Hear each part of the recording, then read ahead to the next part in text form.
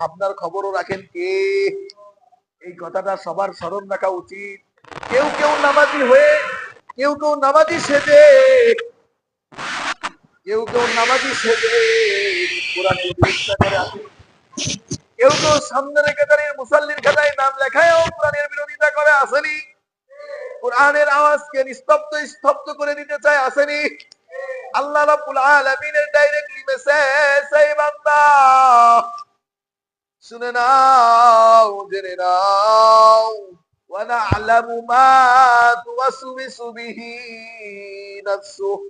তুমি মসজিদের খাতায়ও নাম লেখাইলা, মসজিদের বাইরে যে কোরআনের বিরোধিতা করলা, তুমি যে মুনাফিকি করলা, তুমি যে অন্তরে অন্তরে কোরআনের প্রতি বিদ্বেষ পোষণ করলা, তুমি যে আমি আল্লাহর হুকুমকে পছন্দ করো না, আমি নবী, আমার পাঠানো নবীর উপরে তুমি বিশ্বাস রাখো না, তাহলে হাদিস তোমার শুনতে ভালো লাগে না, কোরআনের বাণী শুনতে ভালো লাগে না। শুনে রাখো, আমি আল্লাহ কিন্তু তোমার অন্তরের খবরও জানি। আমি আল্লাহ কিন্তু তোমার অন্তরেরও মালিক।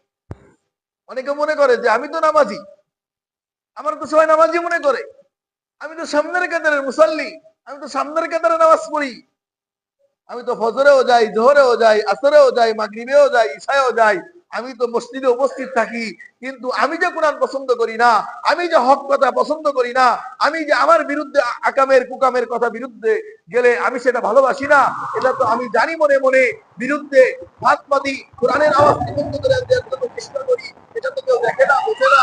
আল্লাহ বলে, হ্যাঁ রে বেটা, তুই তো ধোকার ভিতরে আসোস, এই ধোকার ভিতরে আসোস।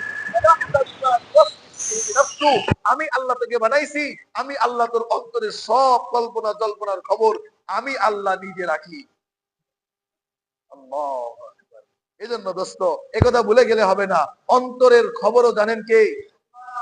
অন্তরে যেটা আমরা কল্পনা করি এই খবরও জানেন কে? আল্লাহ। সুতরাং আমরা অন্তরে মনে করি, লালন করি একটা, আর প্রকাশ্যে মানুষকে দেখাই আর একটা, প্রকাশ্যে মানুষের সামনে ভালো সাজি, অন্তরে বিদ্বেষ পোষণ করি। এই সব খবর কার কাছে আছে?